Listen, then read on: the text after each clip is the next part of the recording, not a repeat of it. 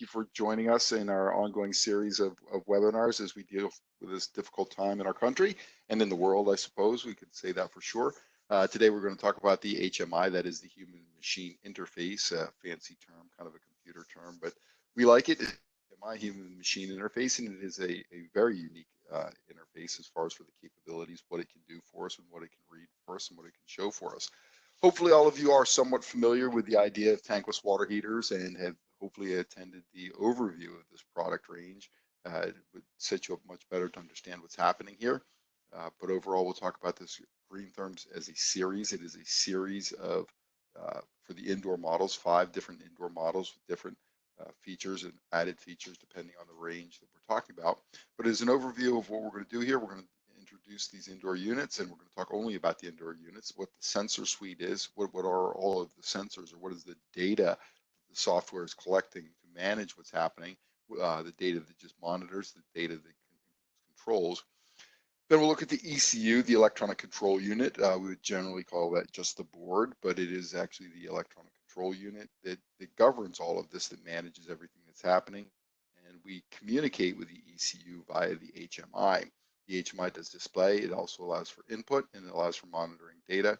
The combustion setup, which is something that's very important to us when we talk about combustion setup, that is actually the idea of saying, hey, we are not only concerned with the thermal efficiency of this product, but we're also concerned with the combustion efficiency of this product. And then the error codes, what's happening there. Talk briefly also, just before error codes, about one specific setup for this product. We'll talk about the cascading capability. Then we're going to have a good amount of time for wrap-ups. We'll probably be into this for about 40 or 45 minutes is all it takes to get through this HMI seminar. Keeping in mind that this seminar is in no way, shape, or form designed to replace the installation and operations manual. And if you'd like to take a look at that manual, you'll see a lot of this presentation is actually cut and paste from that installation and operations manual. But you can go to boschheatingandcooling.com. That website allows you to download all of our current manuals for current products. It allows you to download manuals for retired products, applications manuals, as well as engineering submittal sheets. All of that kind of stuff is available there. And you don't need to sign up for that website. All of that is available just for download via PDF, so it's very easy and accessible. If you're in the field and you have a struggle, you need some help, you can hit up our tech services guys. That's that 800 number there. And those guys, when you call them, they want you to be in front of a unit. They want to help you fix whatever the problem is. They're not really set up to help you deal with what if type questions.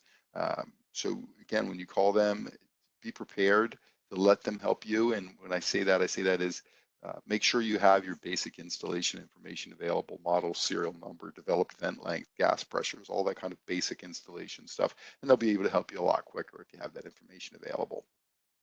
So in this 9000 series, there's 2 models. There's the 9900s and the 9800s. For the indoor units, they're all field convertible. They ship only as natural gas, and we're going to field convert them. That is via adding a set of orifices to restrict the gas flow, and then through the HMI, setting up the software on the ECU to operate as an LP unit. So all of that happens through that HMI, through that display, with the exception of changing out the orifices. It adjusts itself via OptiFlow. OptiFlow is the branded, trademarked, and patented combustion management system on board this unit. And it does a lot of stuff for us, including allowing us to set up our combustion efficiency and then adjusting itself depending on atmospheric conditions as atmospheric conditions change. So that's a very, very key feature of this product. And again, we're talking about the idea of monitoring combustion efficiency, not just the idea of monitoring thermal efficiency. So OptiFlow, what does it do for us? Automatic combustion adjustment. It's going to control the fuel and air ratio. And it's controlling the fuel and air ratio because we can independently adjust via the electronics in the unit, the airflow and the fuel flow. We're using a positive pressure gas valve, which allows us to adjust that electronically, and then an ECM-driven fan, which allows us to independently adjust the airflow. And that becomes very, very important with changing atmospheric conditions, specifically the temperature of the outdoor air. It does altitude adjustment via a barometric sensor. The barometric sensor is on board the ECU. That barometric sensor allows the unit define its elevation where it's installed, and it sets itself up all the way up to 8,500 feet, which is the limit of elevation for this unit. The gas type, again, will, without the use of a combustion analyzer, set itself up for LP after the conversion steps. And then it also looks at its developed vent length, and it monitors its developed vent length by measuring the load on the fan for any given RPM. How much draw is there on the fan? How much work does that fan have to do for any given RPM? So internally, we got all of what's going on. So down here, we have our water valve, our primary water valve, and it is the flow sensor. It's also the flow governor. So that's going to control the flow of water coming in, and it controls the flow of water coming in to ensure that we are always hitting set point leaving the unit. That's pretty standard stuff for a tankless water heater. On the outlet side, we have something that's a little bit different. We have an active bypass valve. Many people would think of this as a mixing valve. It is not. It is truly a tempering valve in that it injects cold water into the stream of hot water leaving the unit. And we're doing that for a couple of reasons, but overarching what we're talking about is the idea that we will overshoot set point for a host of reasons as the water leaves the combustion chamber heat exchanger. We will allow for an overshoot, then allow that active bypass to temper the water to set point. So water temperatures, we look at our inlet water temperature. That thermistor sits there, it's an NTC, and it watches the temperature of the water coming in. So that information, along with the flow rate through the unit, allows the unit to calculate the necessary BTUs to hit set point. Then we have a thermistor which is monitoring the temperature of the water leaving the combustion chamber. So that's going to very, very possibly be overshooting set point. And as ECU looks at how much of the overshoot is, then it will manage the active bypass, the flow rate through the active bypass, to temper the water back down to set point as it's leaving the cabinet. Ambient air thermistor. So that seems like kind of an odd thing. Who cares what the temperature of the air is coming in? Well, we care about the temperature of the air coming in because we know that the density of atmosphere is very different from July to January. Cold air is much denser, has a lot more oxygen per cubic foot. That warm air has a lot less oxygen per cubic foot. So that's a huge part of what we're using to adjust this combustion efficiency based on atmospheric conditions. We're looking at that inlet air temperature. Then another thing for durability, we have another NTC in what some might consider an odd position. We're monitoring the temperature of the exhaust as it leaves the combustion chamber prior to entering that stainless steel condensing heat exchanger. And we're monitoring that for durability for two things. One, if that temperature goes low, something under about 130 degrees, then we're talking about the possibility there's condensate in the combustion chamber. Condensate in the combustion chamber is very detrimental to the life expectancy of the unit. So as we see that situation, the response of the unit is then to ramp up its firing rate, allowing for that overshoot as the water leaves the heat exchanger, but driving up the exhaust temperature so that we're not forming condensation. And then all of that is managed by that active bypass valve to maintain set point temperature leaving the unit. The other side of that would be if the temperature is very high there. And why would that temperature be really high there? Let's think about that for a minute. What would cause the exhaust to go high leaving the combustion chamber? It is one of the classic problems for tankless water heater, and that would be scale buildup is the primary reason that temperature would ever go high. So if we have scale buildup in the waterway of the combustion chamber, we're not transferring the energy from the hot flue gases to the water, and therefore the flue gases temperature would be much higher leaving that combustion chamber. So that just builds in durability for us on the unit. Then we have our stack temperature, which is a limiter as well as a sensor. So we can monitor that. We can see the data that any of these NTCs are producing as the unit's operating. We can actually look at the data, what the temperatures are. But the interesting response of this NTC is to say that if it senses a high temperature, the response is to derate the water heater versus just throwing an error code and shutting the unit down. It's going to monitor that temperature and derate the unit, trying to drive that stack temperature down to a safe level. So your homeowner, the consumer, as they have a high stack temperature, probably caused by most likely scale buildup, then they don't lose hot water, they just lose their maximum flow rate. So that's a very effective way of monitoring what's going on there. And we have our flame sensors. So the flame sensors are our ionization rods, our flame sensors. They're in series. They're monitoring all three of the segments across this unit. And as they monitor that, that's where we're getting the data for the combustion setup through the flame sensors. Then a hall sensor actually monitors the speed of the fan. So not only are we sending a signal how fast the fan should be turning, but the fan is also signaling back to the board, back to the ECU, what the actual fan speed is. And then the barometric sensor sits right there on the board on the ECU, and that's telling us where our elevation is. So all of these sensors and all of these monitors tie in to combustion efficiency, temperature stability, and all the things that the consumer ultimately needs, as well as making it easier for setup for the contractor in the field. So the startup sequence for this, the first thing that happens is we have to have 0.45 gallons per minute flowing through the unit. That is activation flow rate. Once it fires, then the deactivation rate is actually at 0.35 gallons per minute.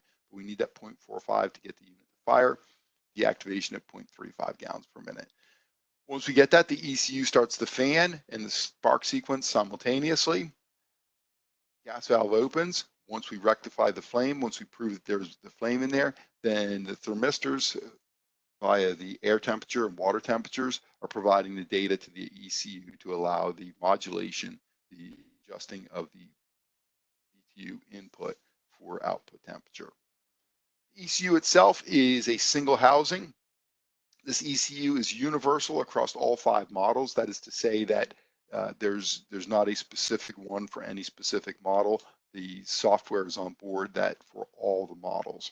The differences between the models are definitely the idea that the heat exchangers and burners are different size between the 160,000 BTUs and the 199,000 BTU. They are different size burners and different size heat exchangers. But aside from that, the board is universal across the range of products. It's held in place with just 2 screws, top and bottom screw, and then all of the connections are plugs, and they are all different size plugs. So it's, we never say impossible, but it's effectively impossible to make the connection incorrectly to any one of those. Everything's calculated inside. There's no calculation. There's no dip switches. There's nothing for the contractor to do in the field. That's all going to happen through the HMI, directly through the HMI. And again, it is a universal replacement part. Internally, there is only one single serviceable point. That is that 4 amp fuse in the upper right-hand corner. It's designed to protect it from the idea of seeing a power surge and failing. But we know that that's not always going to be 100%. So we do make the boards as universal replacements. The HMI, it's the same HMI for the 9800s. They are universally replaceable. The HMI is also the point where we would connect. If somebody wants the option for the Wi-Fi, that's where that plug-in is to the back of that HMI, the human machine interface, the display. So the HMI gives us a touch screen. So there's no buttons, no knobs, anything like that to break, get lost, fall out, whatever, or even wear out. It is truly a touchscreen product. LED, so it's very colorful. It gives you all of your diagnostic capabilities. When we say all of your diagnostic capabilities, if the unit's in an error situation, that error will be represented on the screen by an alpha or an alphanumeric display. It also will give you up to 3 possible resolutions for that error code right through the display. So it gives you that diagnostics capability. Allows you to do all of your programming, all of your setup stuff right through that HMI, right through that touchscreen. And it is very user friendly. So the consumer actually can extract some data through there, which is not going to impact the performance of the unit. They can actually see data through that as well. So it communicates in a bunch of languages. I think for North America, primarily we're concerned with those 3 languages here in North America. But additionally, what it will do is it'll display in German. It'll display in Portuguese. Our factory is actually in Portugal. That's why we have the Portuguese in there. It'll display in Chinese as well as Italian. So it does have a lot of options for communication.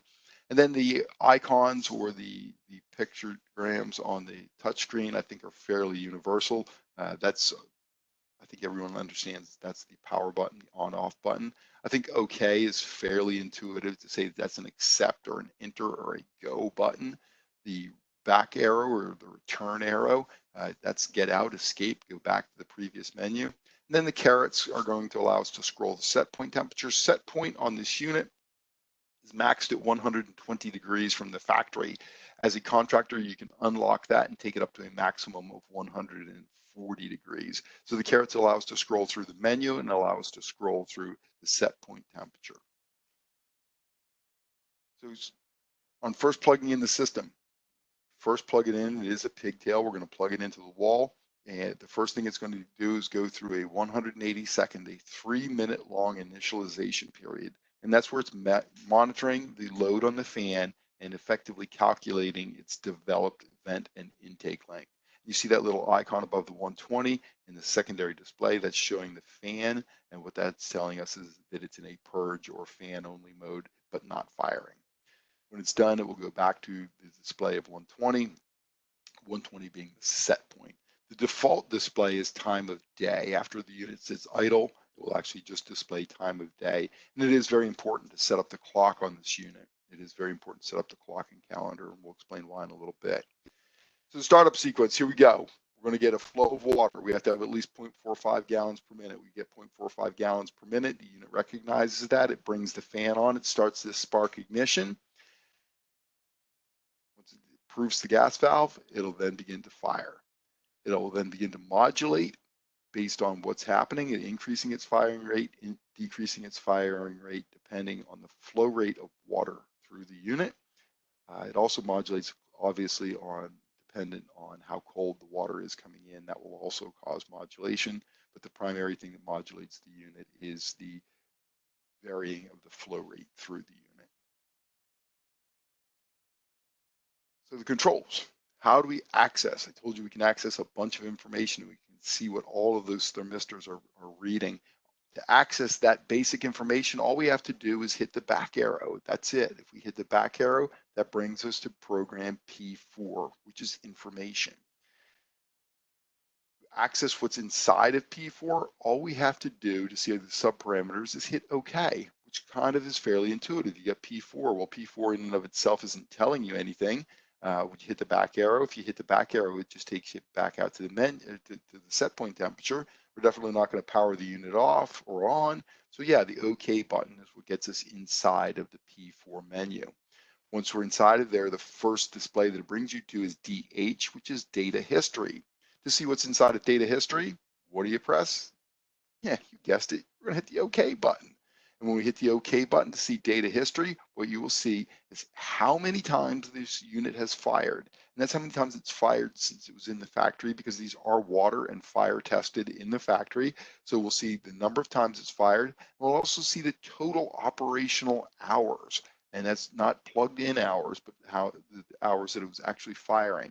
So that gives us a life expectancy or a lifetime of the unit. From there, we could scroll up to, or what do we do when we're done seeing that is hit the back arrow. The back arrow takes you back out to data history from the information in there. And then we can scroll. So now we can scroll using the carrots, the up and the down. And if we scroll up to HS, HS gives you your software versions on a particular unit. And although this might not be especially useful to an individual in the field, this tells the guys back at tech support a lot of information about what's going on with this unit. So it actually has 3 different software values. It has the main software, the safety software. So there's 2 processors which are both calculating what the unit should do, and they have to agree. They have to both come up with the same value. And it also gives you the version of the software on the HMI on the human machine interface. When we're done with that, if we need to see that, we hit the back button again, which makes sense. We're going to get out of there, and that brings you back to HS. From HS, then we can scroll down to OD. OD is operational data. Operational data is really a lot of interesting and useful information. So here's an actual firing unit. You can tell it's firing because we have that little flame icon above the 120 degrees. And as it's firing, we're going to hit that back arrow, which brings us to P4. We're going to hit OK, data history, and we're going to scroll to operational data and hit OK. And the first screen you see is it shows you all of the water temperatures, the inlet, the outlet, and the heat exchanger temperature. It shows you the flow rate in gallons per minute. It shows you the air pressure, what's happening inside of the cabinet, as well as the RPMs on the fan, how fast is the fan turning. And all of that stuff allows you to understand how stable the unit is and what's happening with the unit. So we see the flow rate in gallons per minute is going up. Correspondingly, the fan speed goes up and the air pressure inside the cabinet goes up. So all of that makes sense that all of that would move simultaneously. See, the flow rate goes up, flow rate goes down, depending on what's happening with the water valve that's controlling, or the fixture that's controlling the flow rate through this unit. So from there, we can then scroll to temperatures for the exhaust. The stack temperature there at 71 degrees, ambient at 70 degrees. Another screen there for external tank temperature. So here we look at this. We have an inlet water temperature of 57 degrees and a stack temperature of 71 degrees, 72 degrees. So think about that. That is only 15 degrees warmer than the incoming water temperature. So as we talk about the efficiency on this unit, the efficiency is incredible that stack temperature is going out that low and that efficient. So that's both due to the thermal efficiency and also due to the combustion efficiency, that we are burning the gas effectively as possible. So if we hit the back button, it brings us back to parameters. And from there, we can scroll down to FH, failure history.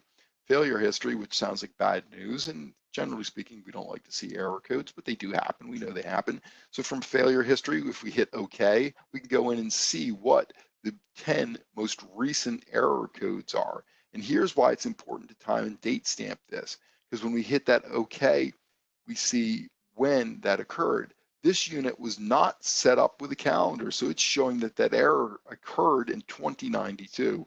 Pretty sure it's not 2092 yet.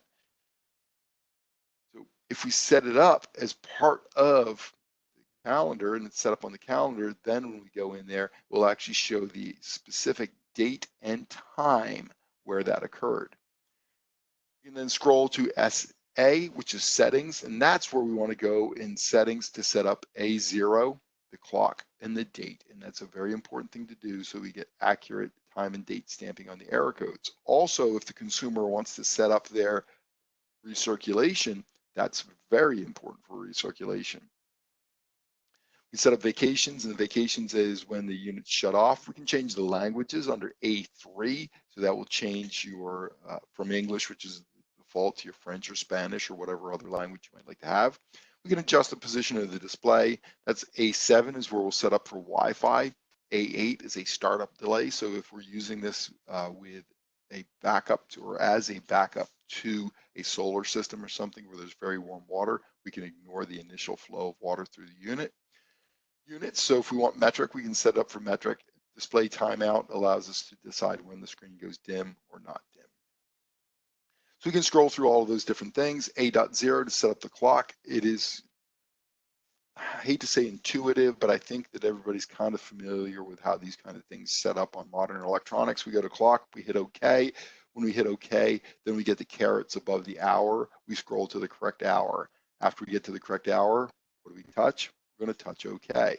Once we touch OK, then it's going to take you to the carets on the minutes. We scroll to the correct minutes, hit OK. Then it's going to scroll you to the AM PM. We hit OK on the AM PM. Then when we're done, we hit the back arrow, and then we can scroll down to the date. So from date, that process kind of repeats itself. We hit OK, the carets appear above the month. We scroll to the correct month, hit OK. After that, we're going to go to the correct day. And keep in mind, this is a scroll, so if you actually need to set the 28th, you don't have to scroll from 1 to 28. You can scroll backwards from 31 to 28 and set the correct day. And then we're going to scroll over to the correct month and set the correct month. After you're done with that, back arrow out, and it brings you back to the set point temperature. All that's good stuff, it's fun stuff, but here's where we get into the little bit more technical stuff, the AU, the combustion adjustment. And what are we talking about there? We're talking about, when we talk about combustion adjustment, generally speaking, we're doing that with a combustion analyzer. Back in the day, we'd adjust an air shutter for a nice clear blue flame and call it good enough and walk away. But as we talk about these products that are now self-regulating or self-modulating, so the input in the fan, the BTU input and the fan are all adjusting themselves depending on what's happening in the demand spectrum for the unit. Very important to set up that combustion, the high fire and the low fire, so that we can ensure that we are hitting our maximum combustion efficiency or our optimal combustion efficiency. And again, classically, we've done that with a combustion analyzer and adjusted the CO2 and minimized our CO parts per million. Well, what's interesting is that same axis where the CO2, the percent CO2 runs, is also the ionization current. So that's the current that the flame sensor is actually seeing, and where do those microamps sit? So that we're going to adjust this, and this unit is going to adjust itself based on that ionization current, not an O2 sensor that's going to wear out or fail on a combustion analyzer, but it's going to use that ionization current, which is very interesting because I'm sure that some of you have probably set up a unit or tried to set up a unit and saw the CO went very, very high. Well, it's difficult with very, very high CO is we know that's going to cause our analyzer to fail. So we pull out our probe and we stop sensing what's happening with the unit. Well, the problem with high CO is that can happen in a lean mixture. We can have very high CO. It can also happen in a rich mixture. We can have very high CO. Ionization current doesn't care though.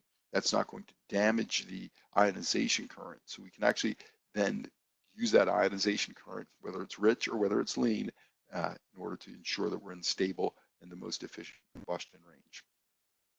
So how do we get here? How do we get here? This is the authentication. So AU is for technical settings. What we do is we go to AU and we're going to put in the passcode 1886. 1886 is the year Robert Bosch started the company, founded the company in 1886. So we'll scroll to the 1, we're going to hit OK. We're going to scroll to the 8, we're going to hit OK. We're on the 8, so we're going to hit OK again. Then we're going to scroll to the 6 and hit OK. Then you get this authentication as a technician. So now we're going to open up another series of menus. So we saw that initial series that you get to just by hitting the back arrow.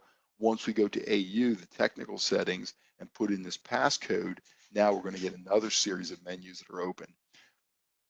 And now what we want to talk about is this combustion adjustment menu. And this is where we're going to optimize that combustion efficiency. So we hit OK on combustion adjust. And the first menu that it comes to is UC, which is combustion auto adjust. And this is a process that really does not involve any interaction from the contractor. Once he starts this combustion, he or she starts this combustion auto adjust, away we're going to run. So we hit OK on combustion auto adjust.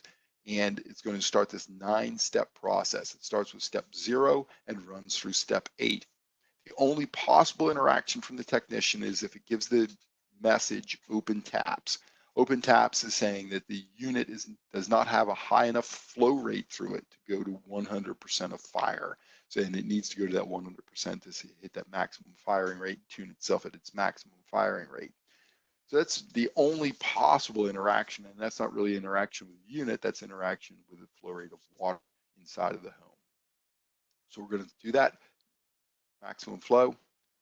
When it's all done with combustion auto adjust, it goes through those 8 steps and it counts those 8 steps so you know where you are in the process, and they're not all equal time to complete each of these steps. Step 0 takes all fractions of a second to go through step 0. Step 1's a little bit longer. Step 2 is, I think, just about the longest step as a general rule. So all those things are going to vary in what's happening there. But the total time to complete this combustion auto adjust is about 15 minutes.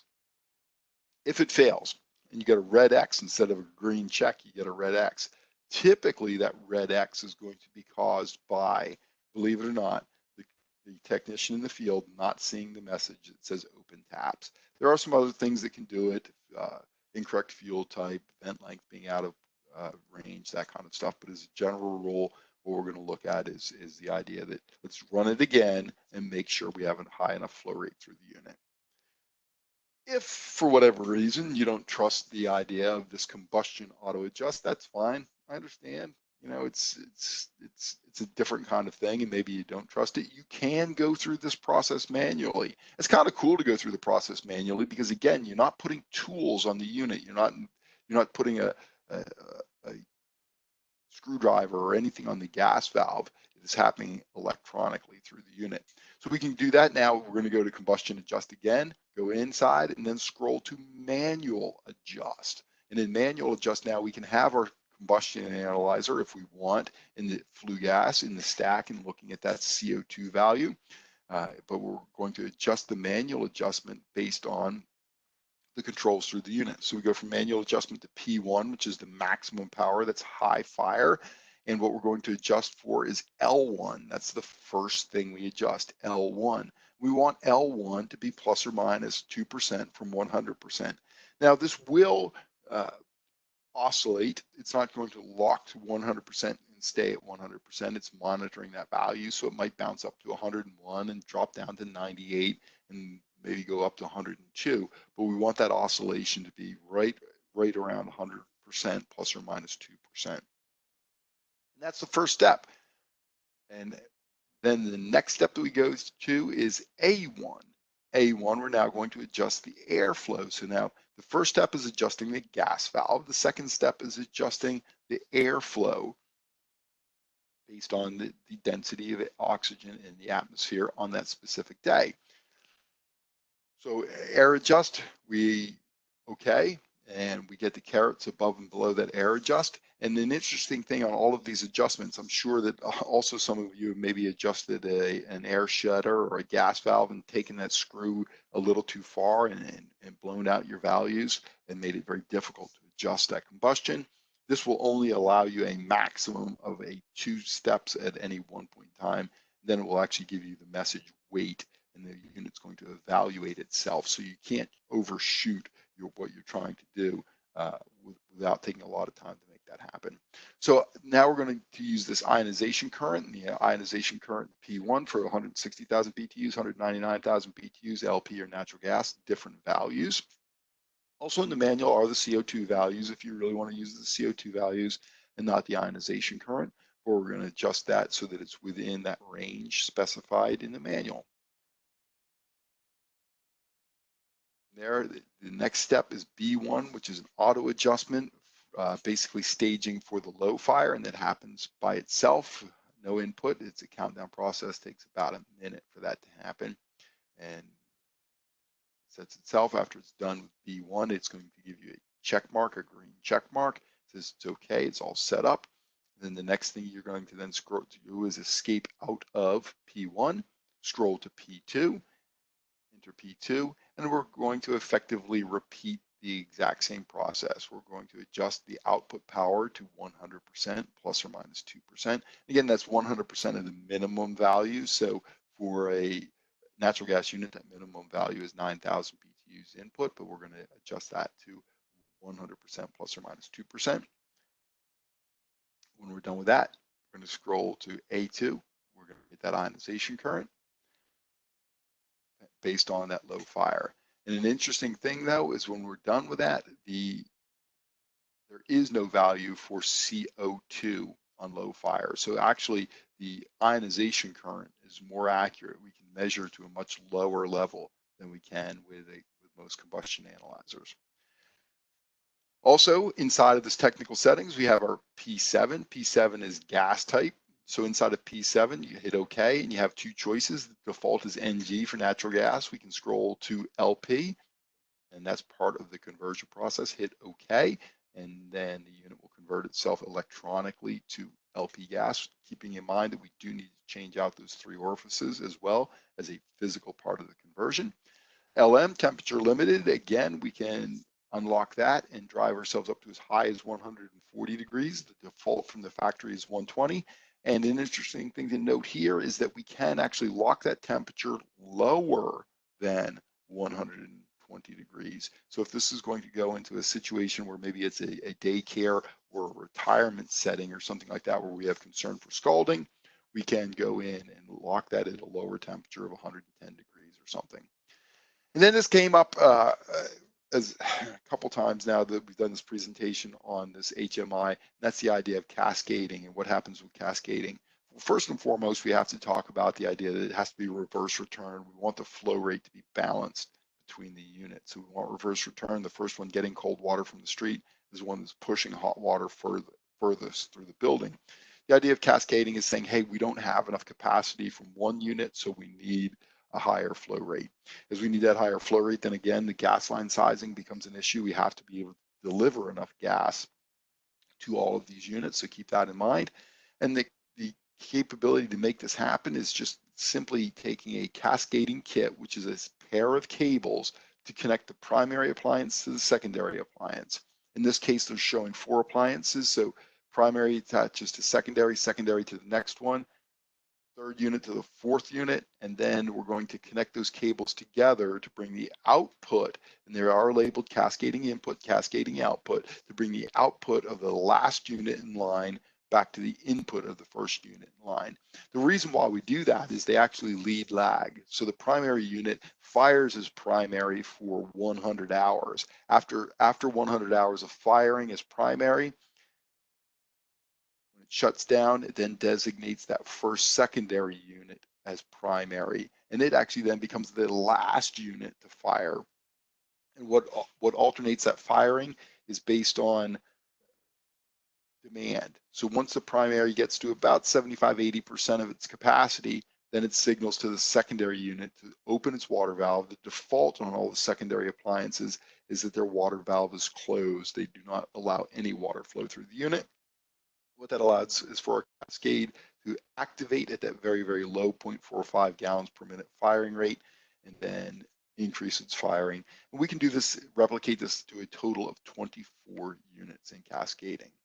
So to get there, what we do is we're going to go into our menu, P4, we're going to go to PC Cascading, and from there we're going to turn on Cascade, and then we're going to set 1 unit as primary. And the default is to be a secondary unit once you turn on that cascading capability. So that's what we're going to do. That's cascading in a real quick sketch of how cascading works. Then we've got to talk about the bad news, the error codes. And this unit produces a lot of error codes. And initially, when we say, hey, it produces a lot of error codes, it might make you think, hey, there's a lot of problems with the unit. That's not the case. The case is the error codes drill down to very specific causes. So based just on the venting, we can produce 3 different error codes based on venting. Vent in the intake. Stack limiter itself produces 2 different error codes. A3 says that it's disconnected or damaged. It's not sending a resistance signal back to the board. Or E3, which says that the stack has gone over 167 degrees Fahrenheit, or that it's gone over 145 degrees for greater than 2 minutes. Because remember, when it hits that concern temperature, that over 145 for PVC venting, default is to try to derate itself back below that 145 degrees. That's the default that the unit wants to do. So it will derate itself to bring that temperature back down. But once it hits 167, all bets are off. That is a hard lock on E3. We have a thermofuse, or a fusible link inside of the cabinet that will fail at 237 degrees. I don't have a good explanation why that's in there, because honestly, if the cabinet hit 237 degrees, I'm pretty sure the house is probably on fire. So it's kind of an odd thing, especially considering that our inlet air temperature sensor will error at 158 degrees and then hard lock at 176 degrees. And then A4 also on that same one says that thermistor has been disconnected or is damaged. EA, EC, F7, and FA are all related to our ignition process, or our ignition proving. So it relates to the flame sensors as well as the igniters. A7, so that's our water temperature leaving the combustion chamber. That's that high temperature. So A7 says it's disconnected. E1 says it went over 194, and that will be a hard lockout. A9 says that maybe you have those restrictors in there. Maybe you had a unit that you set up as an LP, and it's actually being fed natural gas, and it's just not getting the BTUs it needs. C5 says that active bypass is disconnected or damaged, so we're not getting that tempering from that active bypass valve. A8 says the outlet temperature sensor is failed or is disconnected. EE says the modulating gas valve is disconnected, so we're not getting a variable flow of fuel. FA says that the safety solenoid has failed, or that the gas valve itself is entirely failed.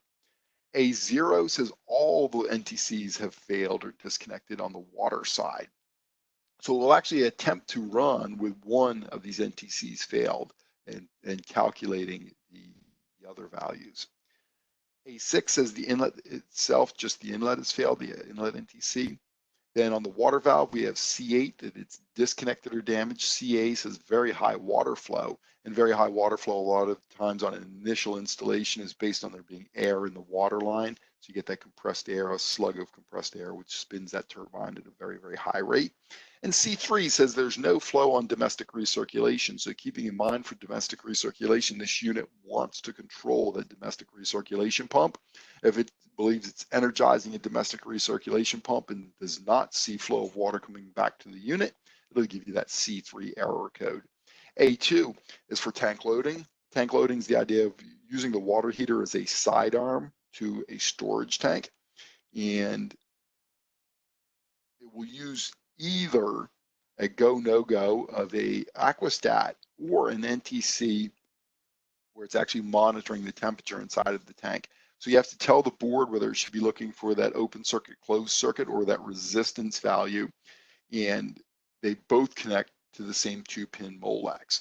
So if you tell it the wrong thing based on the data that's coming in, it will tell you that the sensor is actually wrong. At that NTC, which is measuring the exhaust temperature leaving the combustion chamber, it'll tell you, hey, it's failed, it's disconnected. Again, that's a broken sensor. The sensor's not working, so it'll give you that message. It'll give you the message the flue is over 392 degrees. That's an absolute descale situation. It's absolutely a descale situation. But it is informational at that point in time. Then at E5, it's going to lock out if it goes over that 392 for more than 2 minutes, or if it ever goes above 428 degrees, it's going to lock out on E5. Then we have a whole bunch of information from the board. And most of these are going to call for just a reset of the board. So we're going to power the unit off, power the unit up, and that's going to take that 3 minutes of initializing that board and clear those codes, whatever happened there. Then we have all the codes related to the fan. C7 says the fan's disconnected. BB says that it's recalibrated, and BC says that it's multiple recalibrations of the fan. And then AA says that those temperatures at the stack or at the NTC and the exhaust are approaching their limits at that point in time, and the unit is in fact derated. So that's something where we're going to definitely look at the idea of descaling whenever you see AA as an error code. Hopefully that's some useful information. Hopefully you understand that that board has a lot of capability to it from an operational standpoint, and that HMI allows you to access a bunch of information that makes your setup, your troubleshooting of the unit much easier. And again, tech support line's there for you if that doesn't get you where you need to be. I appreciate you listening in, and more than happy to answer any questions that you have.